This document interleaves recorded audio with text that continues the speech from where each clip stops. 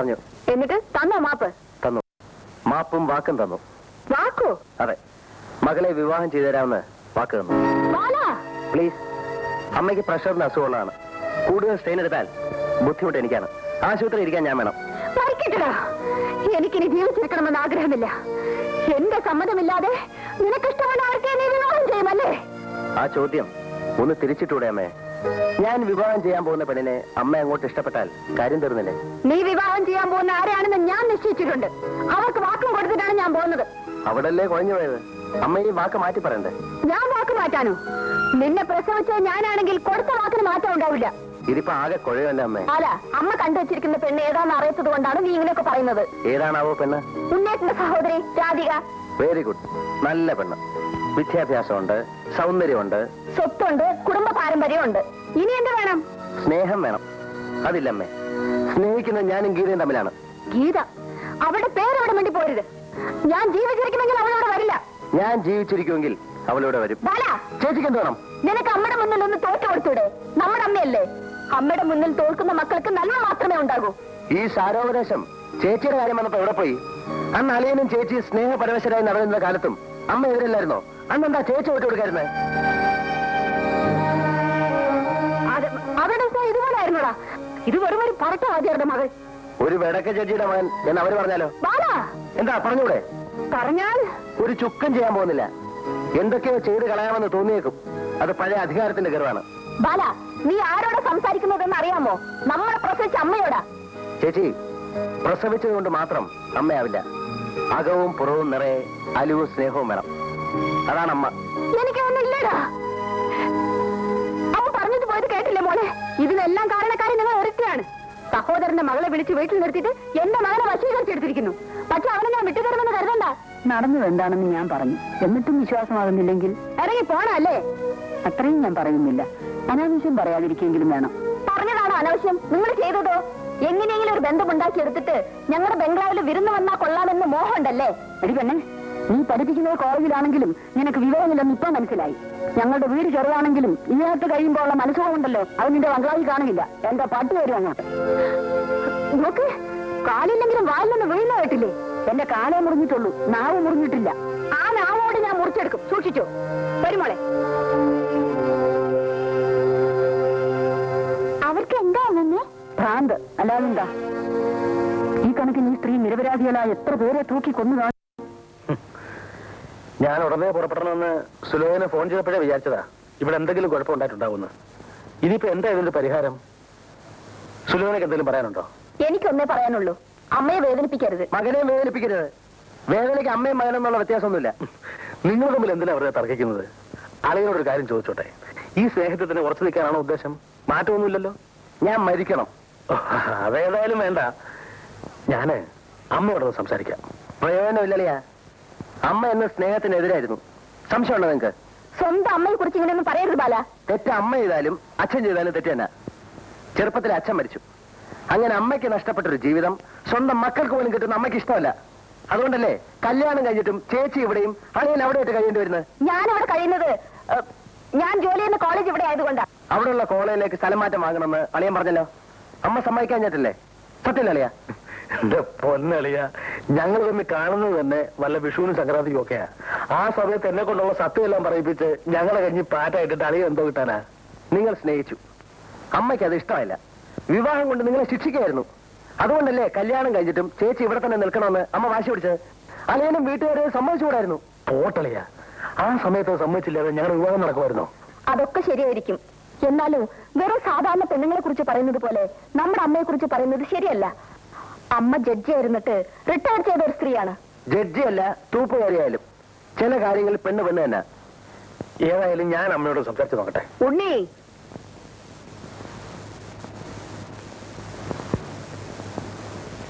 നിനക്കെന്താ സംസാരിക്കാനുള്ളത്? ഇവൻ പറഞ്ഞതെല്ലാം ഞാൻ കേൾക്കുന്നുണ്ടായിരുന്നു. അതിനൊന്നും ഇപ്പൊ ഞാൻ മറുപടി പറയുന്നില്ല. ഇക്കാര്യത്തിലുള്ള എന്റെ അവസാനത്തെ തീരുമാനം മാത്രം പറഞ്ഞേക്കാം. ഞാൻ വാക്കുകൊടുത്ത പെണ്ണിനെ ഇവൻ വിവാഹം ചെയ്യണം. രാധികയെ. ഇല്ലെങ്കിലോ? നീ ഈ വീട്ടിൽ താമസിക്കില്ല. എന്റെ സ്വത്തിൽ ഒറ്റ പൈസയ്ക്ക് പോലും നിനക്ക് അവകാശം ഉണ്ടായിരിക്കില്ല. അത്രേ ഉള്ള? അമ്മേ, ഇത് ആപത്താണ്. ബാലിനും പെൺകുട്ടിക്ക് ജോലിയുണ്ട്. അവർ രജിസ്റ്റർ വിവാഹം ചെയ്ത് മീനാക്ഷിയുടെ വീട്ടിൽ താമസമാക്കിയാൽ നമുക്ക് എല്ലാവർക്കും നടക്കരാ. അത്രയ്ക്ക് കടുപ്പം അവനില്ല ഉണ്ണി. ആ പെണ്ണ് തൽക്കാലത്തേക്ക് ഒന്ന് അവനെ വഷളാക്കിയെന്നേ ഉള്ളൂ. അത് ഞാൻ തിരുത്തിയെടുക്കും. ബാലൻ എവിടെ പോകുന്നു? അളിയോടാ ചോദിച്ചു എവിടെ പോകുന്നത്. വിവാഹം കഴിയുന്നവരെ ഗീതയുടെ വീട്ടിൽ താമസിക്കും. അത് കഴിഞ്ഞ് വാടക വീട്ടിലേക്ക് മാറും. അമ്മേ, ബാലിനെ വിളിക്കമ്മേ. വിളിക്കമ്മേ. ബാല,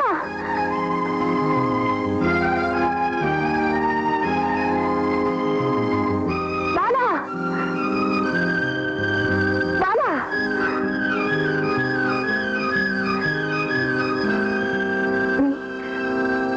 നീ അമ്മയെ ഉപേക്ഷിച്ചിട്ട് പോകുമോ? ക്ഷമിക്കണം അമ്മേ, എനിക്ക് ഗീതയെ ഉപേക്ഷിക്കാൻ സാധ്യമല്ല.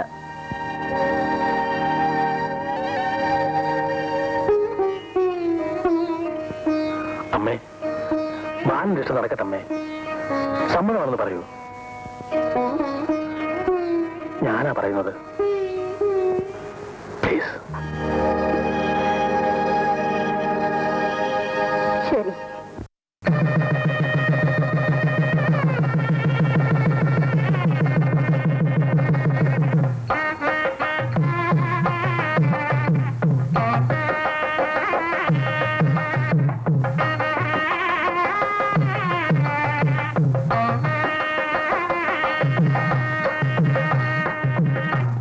കഴിഞ്ഞതെല്ലാം കഴിഞ്ഞു.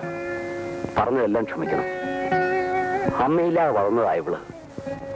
എന്നിട്ടും ദുഃഖം എന്താണെന്ന് ഞാൻ അറിയിച്ചിട്ടില്ല. ഇവളെ ഞാൻ അങ്ങോട്ട് ഏൽപ്പിക്കുന്നു. മോളെ,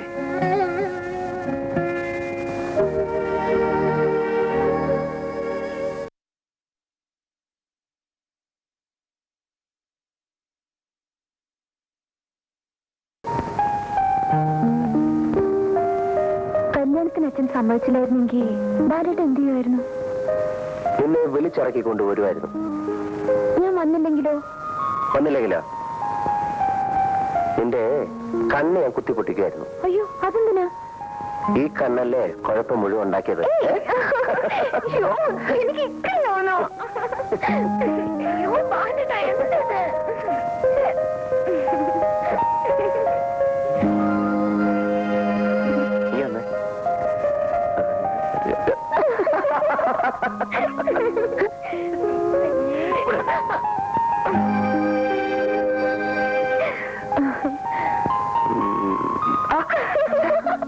നീ വന്നേ. Sorry.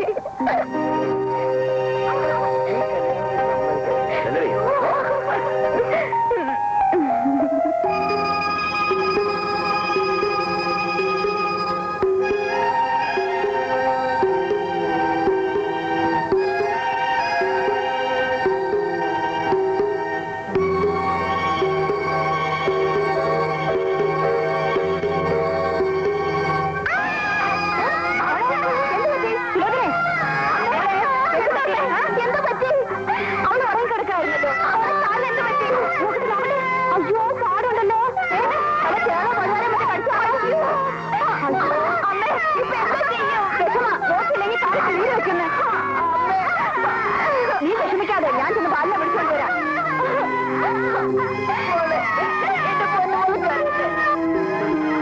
ബാല, ബാല, എന്താ അമ്മേ? നിന്റെ മോള് തേനിറക്കി. നീ ഒന്ന് വേഗം എഴുന്നേറ്റ് വാ.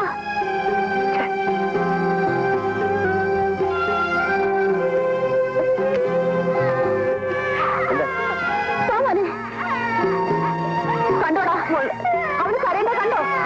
പാടുണ്ടല്ലോ. ആര് ഇറക്കുന്ന പറഞ്ഞേ? എന്താ വേണ്ടേ? ഉടനെ പോയി വൈദ്യരെ കണ്ട് മരുന്ന് മേടിച്ചോണ്ട് വരണം. ഇല്ലെങ്കിൽ കാലത്ത് നീര് വെക്കും. എന്ത് പറ്റി മോളെ? അവനെ എടുത്ത് കട്ടിൽ കിടത്തി ഒന്ന് കടയിൽ കൊടുക്കണേ. പതുക്കെ പതുക്കെ. പാവം കരഞ്ഞു കരഞ്ഞ് തളർന്നു. കരയല്ലേ?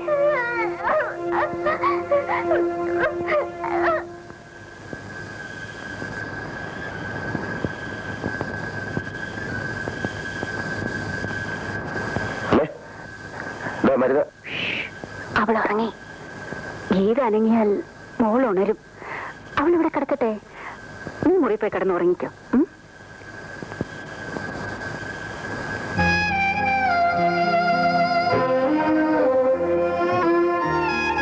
മോനെ, ആ കഥ അടച്ചേക്കണേ.